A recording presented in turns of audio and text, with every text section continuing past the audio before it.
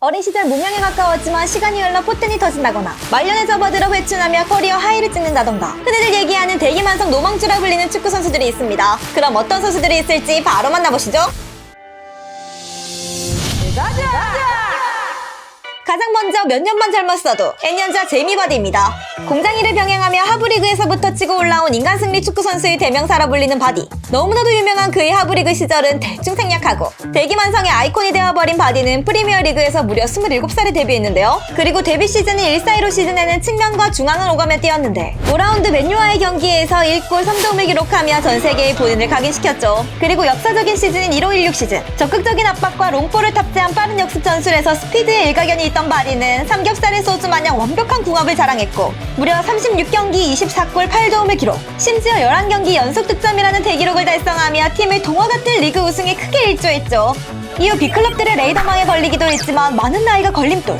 이고 나발이고 꾸준히 두 자릿수 득점을 이어가면 물론 19-20 시즌에는 32살의 나이에 보란듯이 득점왕을 거머쥐는 제이미 바디. 이런 바디를 보면서 타팀 팬들은 매 시즌마다 몇 년만 젊었어도 라며 아쉬워했지만 꾸준한 모습을 보여줬죠. 어느덧 35세에 접어든 바디는 이번 시즌 단 한 골만을 기록하며 좀 버거운 모습을 보이고 있지만 지금껏 바디가 보여준 스토리는 축구계에 오랫동안 회자되지 않을까 싶네요. 이어지는 선수는 헤딩 깎는 맥주형 올리버 비어호프입니다.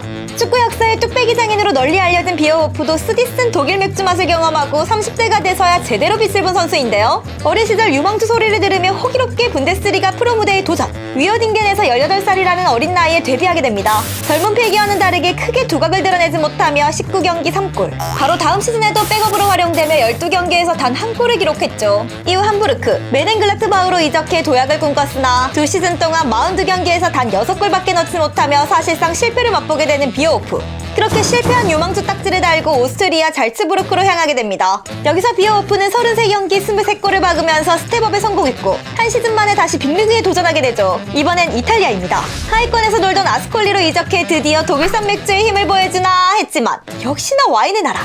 맥주 형님은 17경기 2골로 팀과 함께 꼬르르 강등당하고 말았죠. 그렇게 2부 리그에서 3시즌 머물며 100경기 46골을 폭격. 이제는 하브리그용 공격수라는 딱지를 달게 됐죠. 그리고 27살이 되던 해에 1부 리그 하위권에 맴돌던 우디네세가 그에게 관심을 가졌고 다시 1부 리그에 복귀하게 된 비어호프. 이때부터 뚝배기가 설설 반응하기 시작하는데요. 첫 시즌에 31경기 17골을 기록하며 국대에도 차출됐고 유로 1996 결승에서 멀티골을 박으면서 일약 스타덤에 오르게 됐죠. 이렇게 자신감을 충전한 비어호프는 97-98 시즌 신들린 뚝배기 쇼를 이어가더니 32경기 27골로 득점왕을 거머쥐게 됩니다. 당시 그의 나이는 30살. 제대로 터져버린 비어호프의 좋은 활약에 힘입어 명문팀 AC밀란이 데려갔고 말년에 여기서 꿈에 그리던 첫 리그 우승 트로피를 들어올리게 됐죠.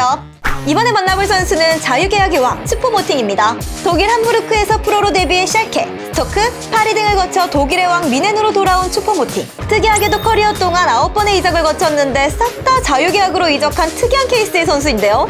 당연히 잘했으면 큰돈 주고 서로 모셔갔겠지만 애매한 기량은 둘째치고 기복이 심해 커리어 내내 두드러진 활약을 펼치진 못했죠. 그래도 여러 포지션을 두루 소화할 수 있는 멀티성에다 긁히는 날은 또 야무진 활약을 보이기에 여러 큰 클럽들에서 가성비 백업 자원으로 주로 활용되었습니다. 그리고 현재 소속팀인 미넨에서도 백업 자원으로 벤치를 따뜻하게 데우고 있었죠. 딱 지난 시즌까지는요. 22-23 시즌이 시작되고 레반도프스키가 이적하며 공격수 자리에 공백이 생겼지만 나겔스만 감독은 마네와 그나브리를 투톱으로 돌렸고 이번 시즌도 여지없이 주전 선수들의 체력 포션이 된 슈퍼모팅. 누가 포션 소리를 내었는가? 리그 개막 후 초반 4경기 동안 막판에 짤막하게 투입되더니 10월쯤 돼서 선발로 출장하기 시작. 나오는 경기마다 득점을 꽂아넣기 시작하더니 3경기 연속골을 기록. 그러더니 챔스 리그 가리지 않고 득점 엔진을 이어갔고 5경기 연속 득점. 오잉? 얘 봐라? 6경기 연속 득점.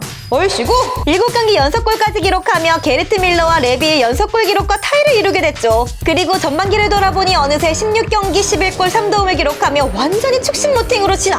큰 기대도 없던 친구가 33살에 뜬금없이 터져버렸습니다. 물론 아직까지는 보여준 게 전반기 요 몇 달뿐이라 잠깐 반짝일 수도 있는 슈퍼모팅. 앞으로의 활약이 관건일 것으로 보이네요. 다음은 대기만성의 표본과도 같은 아리츠 아도리스입니다. 빌바오에서 프로축구를 시작했지만 당시 페르난도 요렌테에게 밀려 자리를 잡지 못했던 아두리스.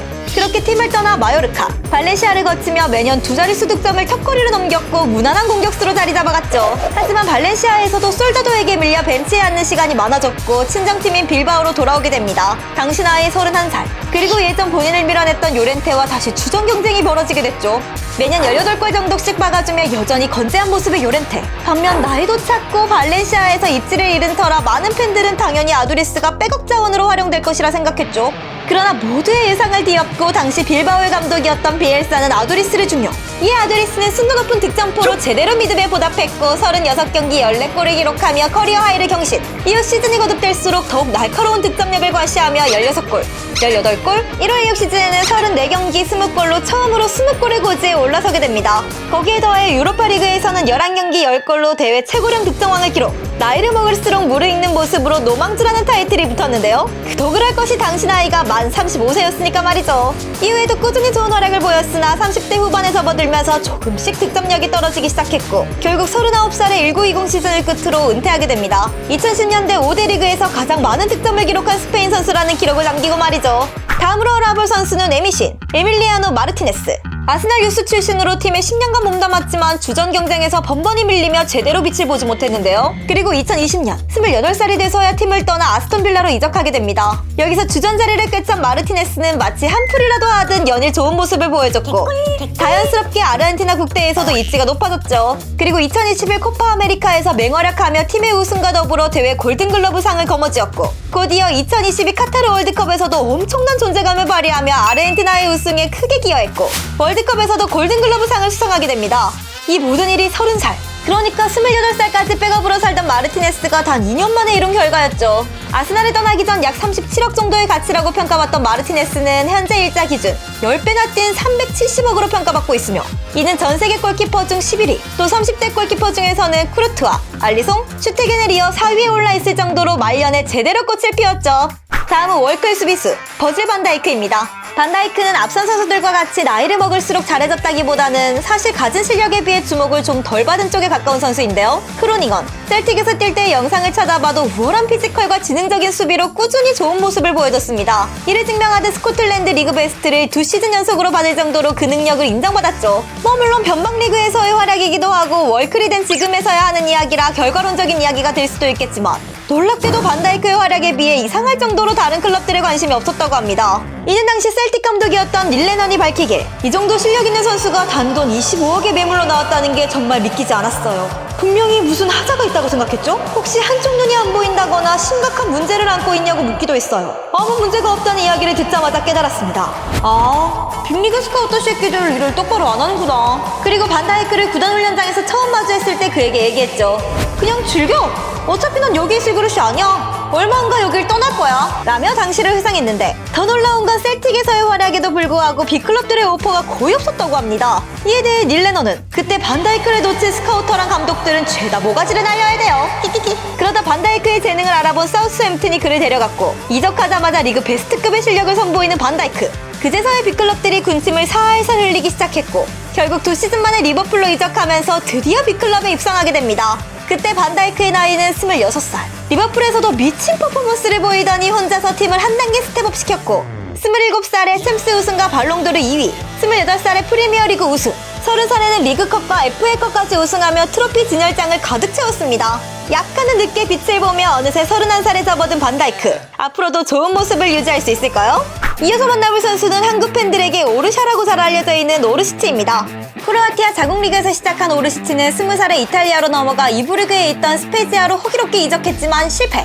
1년 만에 다시 자국리그 리에카로 돌아왔지만 여기서도 자리를 잡지 못했고 더욱 변방으로 임대 뺑뺑이로 돌게 됐죠. 그러다 대륙을 건너 전남 드래곤즈로 임대 오게 된 오르시치. 리그 초반에는 있는 둥 마는 둥 존재감이 밋밋했지만 12라운드를 기점으로 갑자기 미친듯이 공격 포인트를 쌓아 올리면서 팀의 에이스로 거듭나게 됩니다. 그렇게 좋은 모습을 보인 오르시치를 전남은 완전 영입하게 되는데 완전 이적 후 오르시치는 나쁘지 않은 활약을 보이다 돌연 황사모니를 앞세운 중국의 창춘으로 이적해버리는데요.